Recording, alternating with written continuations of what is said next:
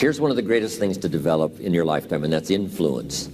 You know, it starts with our family if you start having children, but it also starts in school, teaching your kids to be influential, to try to persuade, you know, others to do the right thing, go the right direction, read the right books, you know, forget the temptations that might take you the wrong direction. Ambassadors of good thinking, ambassadors of, you know, positiveness, ambassadors of virtue, ambassadors of, you know, building your life, laying the foundation for things to come, ambassadors of developing purpose, objectives, ambassadors of citizenship, community, team spirit. If children can start early, not just being themselves, but lending their influence on the positive side, that's the key. By helping others, we help ourselves. There's an ancient phrase, here's what it says: if you try to save your life, you will lose it. But if you will lose your life, meaning if you will invest your life, that's the best way to save it and to multiply it many times over. So you do me the greatest honor here by coming and letting me invest a piece of my life into your life. So here's the phrase: investing life into life has the potential of creating miracles. Investing life into life. Investing life into life creates a new baby. But investing life into life with ideas, information, association, influence can create enterprise, can create a corporation, can create a business, can create a movement, can create something that benefits many more people than just those few that might have invested in each other's lives. So this is the grand opportunity for me. It's why I'm here, really, to make another investment. And I do it gladly. And yes, you know, air travel is a little difficult, and you know, by the time you stand in line and pack your bags and check into the hotel and check out, traveling around the world is really hard work. For me, lecturing is easy. I call it work so that I get paid, you know. So, but this is the easy part. Really, traveling is the difficult part. Trying to get somewhere. I love to be there, but you know, getting there is it takes a push. And you have to exert, you know, some good effort and positive thinking and everything else, right, to finally get where you're supposed to be. So that's the hard work. But now, you know, getting here now and having the opportunity for a couple of days, 2 or 3 days, to invest in other people's lives, you know, that's a unique opportunity. So that should be one of your goals, is to be valuable enough to invest in somebody else's life, starting first if you're married with your children. And then invest in each other. Marriage and friendship, these associations are a chance to invest in each other. A business enterprise. Bill Bailey and I have been involved in other enterprises, but the enterprise, you know, fortunately was successful, and we had a chance to affect a lot of other people's lives. But guess what happened over those years, and which continues to today? We continue to invest in each other. I come up with a great idea, I get on the phone, I call him. He comes up with a book he's read, said, this is a masterpiece, you've got to read it. So we have this chance to invest each other. And while we walk the farm country of Kentucky, we invest in each other. We walk the beaches of California. He helped me design a little cassette. Here's what it's called: How to Kick the Worry Habit. And Bill Bailey helped me to put that together. We'd walk the beach, and he has a habit of grabbing your arm when you're walking and talking. So he would grab my arm until this one would get sore, and then we'd trade places so he could, you know, grab the other arm for a while we're walking and talking. But a chance to contribute to each other. And what I share with him, he shares with others, and what he shares with me, I share with you and others around the world. That contribution of sharing with each other, being influential, leadership, making a contribution to someone's life that no telling how far it may go from the time it starts. So I'm just delighted to be here. Thanks to all of those who have made a contribution. We're going to have lunch in just a few minutes, but let's get started on goal setting. If you're ready, let's say, I'm ready. Ready. Does anybody have 5 pages of notes already from this weekend session? Wonderful, wonderful. A man showed me notes one time that he took 23 years earlier. And he said, Mr. Rohn, I took these notes 23 years ago. Now I want you to sign them. So I finally signed his notes after 23 years. He said, I've used them to build my business and my personal life. It's just been fantastic. And he said, when I took these notes, I was 18 years old. Incredible. So make this note now. You never know who's in the audience. He was 18 years old, just a teenager. We shouldn't say just a teenager. Right? He was a teenager. So you don't know who's out there that's going to make an impact on the world, that's going to do extraordinary things. So here's what you must always do. Always be sincere and always do your best, no matter who you talk to, because you just don't know. All those years ago in my audience in Orange County was young Tony Robbins, 17 years old, just a teenager. And he went to work for me the next day and joined one of my offices and worked for me 3.5 years. And finally, at about age 20, he ran one of my offices, helping to promote my seminars back there. Incredible, 17. So the man who had me sign his notes was 18.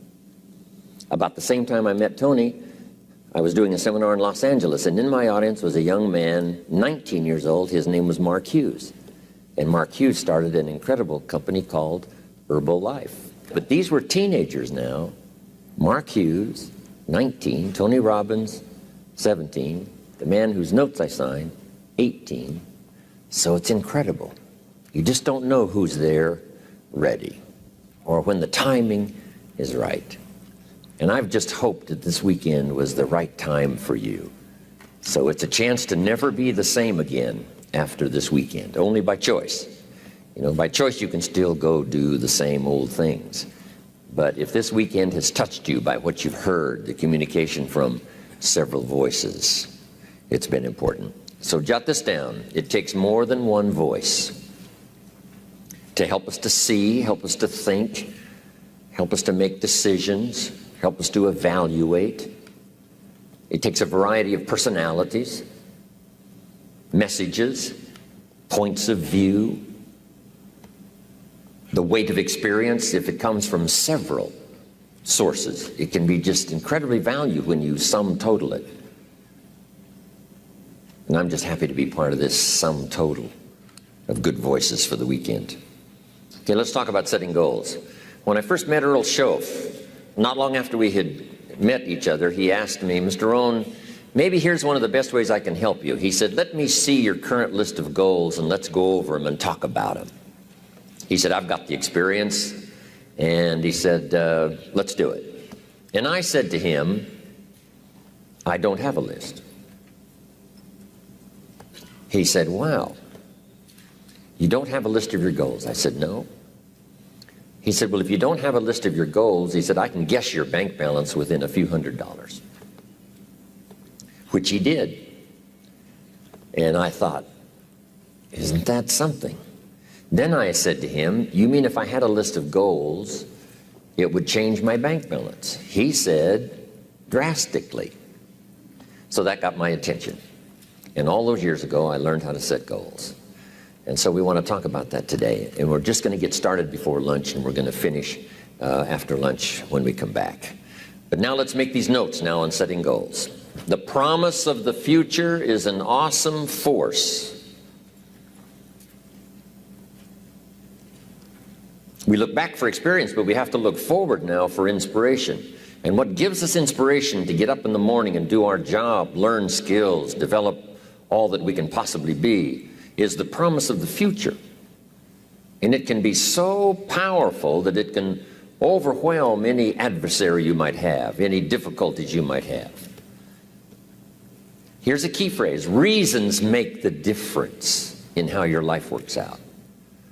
Reasons make the difference in your appetite and zest for taking on the challenge, doing the job, becoming successful.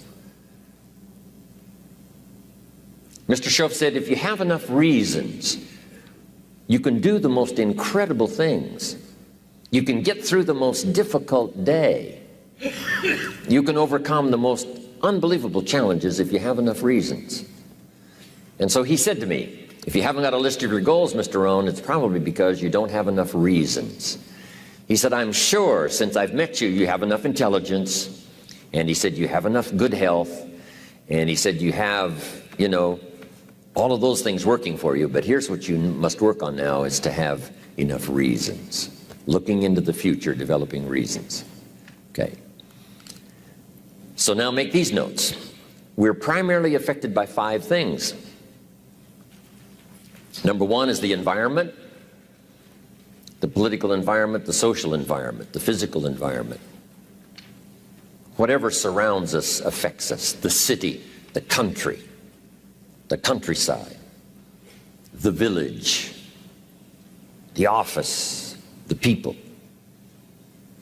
We're constantly affected and shaped by our reaction and decision making. A lot of it depends on the environment. And for the physical environment, we all need to pay attention to that. Make every contribution you can. It's one little small planet. Remember those first pictures from space? Looking back on Earth? It looked so fragile. It looked so small. We thought, wow, so many people live there. How can that be?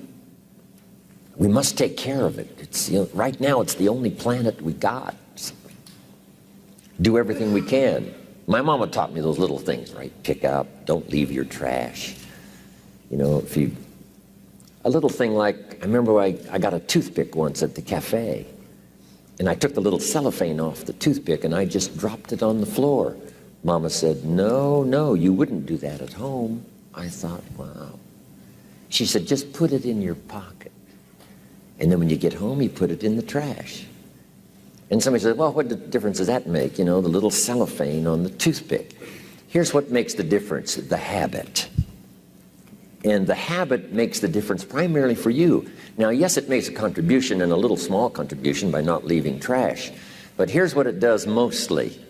Give you the incredible feeling of self-worth because you have good habits.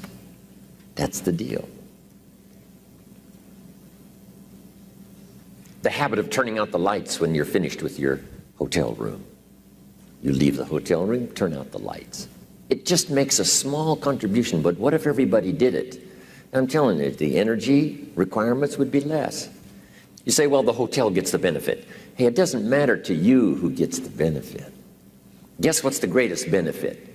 Being a person of unique habits. Habits that not only, right, make you perform as far as skills are concerned, but habits that make you feel good about yourself.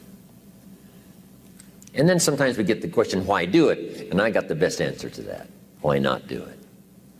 If it's so easy to do, why not do all the easy things that make a contribution?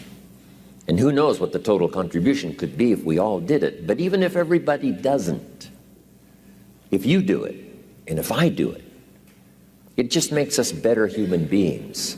It makes us feel better about ourselves. And if I know you do it, it makes me feel better about you. And if you know I do it, I think it makes you feel better about me. Say, wow, this man was taught some good things when he was growing up. I did a little television series not long ago, and here was the title of the talk, Things My Mother Taught Me. It was kind of interesting. My mother taught me, always eat before you go to the banquet, so you won't appear hungry when you get there. And then you can do which is most important, and that's to socialize. So rather than go to the banquet to make up for, you know, a meal you haven't had, and eating everything in sight, not having any time to socialize and mingle with the people, Mama said, always eat before you go to the banquet. Wow, that's really good advice. Little things she taught me. Mama said what? Sit up straight? The reason she said that is because she had a vision of me sitting up straight, shoulders back, right? Chin down, look up, look everyone in the eye, good posture, right? Feel good about yourself, other people feel good about you. Our parents' vision of who they wanted us to be gave us those little tips. Who was it wrote the book, Everything I Needed to Know I Learned in Kindergarten? Thank you, please. Some countries of the world show unique respect. When I go to Mexico, I love to go to Mexico because they don't just say, hello, Jim Rohn. They say, hello, Mr. Jim Rohn. When they introduce me, they say, this is Mr. Jim Rohn. They don't say, this is Jim Rohn. It's just part of the custom. This is Mr. Jim Rohn. When I first came to the South, I remember just as a kid, and they said, yes, ma'am. Yes, sir. No, sir. I mean, where I was raised, we really didn't do that. But I think the more the South did it, the more it caught on. And now I'm beginning to hear that in a lot more places than just the South. Yes, ma'am. Yes, sir. Things my mother taught me. Things we can all learn. Helps make our lives better, helps make the world better, helps make people feel good about themselves, feel good about us. Incredible. So the environment, whatever little thing you can think of that gives you pride and joy in doing to make the contribution. As small as it may seem, you make it for what it does to the environment, for the people.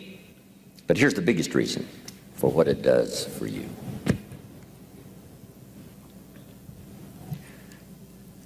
I want to be the best I can possibly be at delivering the message of good words.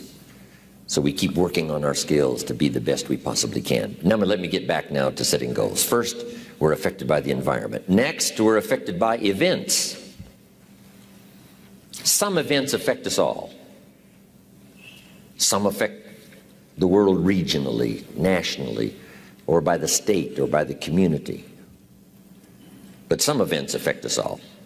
How many of you go back to the Cuban Missile Crisis? How many of you go back that far? Go ahead, admit it. This is okay. You're among friends here. Okay, quite a few of you. The Cuban Missile Crisis, that was an event that affected the whole world. It was unbelievable. U.S. government finally wakes up one day and finds out that Khrushchev's got his missiles on the way to Cuba, and the sites are already prepared. So Kennedy calls Khrushchev and says, Nikita, you cannot put your missiles in Cuba. And John Kennedy hadn't been president very long, so this was a unique occasion for the young president. Nikita Khrushchev says, young Kennedy, this is Nikita Khrushchev. I'm from Russia, and I promise you, sir, we will put our missiles wherever we please. Now people are starting to dig their bomb shelters, right, in the backyard. Things are starting to happen. Next call. John Kennedy calls, Mr. Chairman, Mr. Khrushchev, you cannot put your missiles 90 miles from Florida. That's impossible. Mr. Khrushchev says, well, young president, I must inform you, the ships are already on the way. Wow. Now we're getting nervous. Next call. John Kennedy calls Mr. Khrushchev and says, Mr. Chairman, I promise you, sir, this is such a serious matter, we will not let your ships arrive. Whoa. Khrushchev calls Kennedy, said, Mr. Kennedy, you must think this over, because if you mess with our ships and stop them on the way, it means war. Last call. Kennedy says, Mr. Khrushchev, I must assure you, sir, and this is for your sober consideration, if it is war, Russia will cease to exist. There won't be any more Russia. Last call. Dean Rusk, Secretary of State at the time, put it, I think, very well. He said Kennedy and Khrushchev were staring at each other, and fortunately, Khrushchev blinked and decided he better take his missiles and go back home. And so ended the missile crisis. But it was tense times. I mean, we were having exercises we went through in school, right? Getting under the desk and hiding somewhere. Those were tough times. So some events affect us all.